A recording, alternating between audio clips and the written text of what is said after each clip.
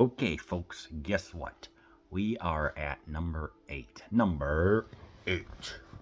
We are still going with the Cheech and Chong movies. Yes, I may as well get through as many of these as I can. I'm not going to watch Yellowbeard, though. I have to draw the line somewhere to maintain my sanity. And for this one, we are talking about Nice Dreams from 1981. Very specifically, now they are selling ice cream. And this ice cream is filled with marijuana, which makes people very happy. And lo and behold, there are a couple of cops who want to try and stop them, including a sergeant who says, in order to understand a stoner, you have to go into the mind of a stoner. So he starts to consume it quite a lot. Yes, also, this the ice cream has an interesting side effect. You slowly become a reptile. Yes. Uh, which they probably had, which the in-universe characters had absolutely no idea about. So you can just imagine about a person who's developing a tongue and sticking on a wall. But instead, what happens is our friends here are trying to. They are growing a massive amount of marijuana, and they managed to get $17 million. Seriously, I'm like, that's a lot of freaking money. Yeah, of course, things go awry when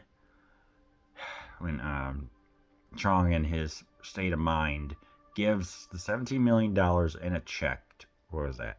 To Paul Rubens. Yes, Paul Rubens has another cameo in this movie. We get to hear the Pee Wee Herman voice. But yeah, it's pretty much just that. This movie is funny. Honestly, I think for some people, this I can definitely tell for uh, is when you're is when for you're on marijuana, pretty much. Yeah. So it's like the story is just trying to score lovers, like they're getting lovers and stuff like that. Arguably, one of the best scenes is, but yeah, it's like, hey, avoiding the cops. They have two incompetent policemen who are saying, hey, would you rather have like 4 days of paperwork, have them go to court, spend all of our free time in court, and then have the judge just release them? It's like, or we can just let them go. And they pretty much just get let go. They go to the hotel. And yeah, it's pretty much standard stuff with a lot of laughter. And you know what? It works pretty well.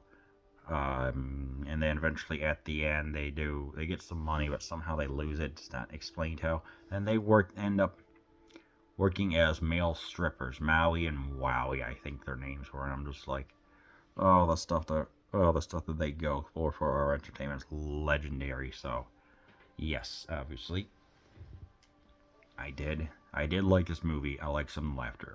Personally, one of my favorite scenes are when he's at the gym and he and Cheech hits himself on the, what was that, barbell the barbell bar itself at least a couple of times, and it's executed just right to where it's boing boing boing. I don't know why. It felt a little bit like Looney Tunes, and it worked well. There was also Carl Weathers there, who is there for like 10 seconds in a cameo with a yellow shirt, like right as he's struggling to get off. I found that very interesting. The hotel, like the hotel, definitely where poor Cheech Marin is outside. He is naked, trying to get back in, and all the while, there's this one guy, like he's having sex with this woman named Donna.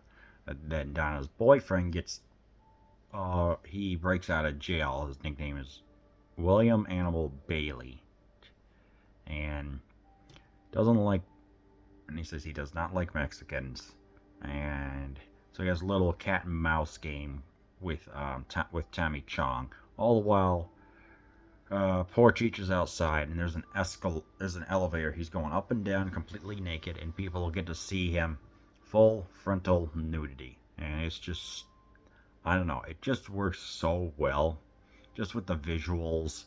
and the timing and everything. I'm just thinking, oh geez, oh Pete's. Eventually our protagonists get taken to a mental institution, I guess, because one of them had like what was that, like a 3-day trip, pretty big trip on crack coke, LSD. That's it. We get an interesting scene of just a lot of madness going on. I have to give him props for that. I'm just like, that was very creative. It's certainly like a precursor to Pee Wee's Playhouse, I guess. I'm just like, well, okay then. Dang. But yeah, ultimately, I feel this movie was pretty good. And you can only say so much about these movies. Like I said, I can't even do 10 minutes.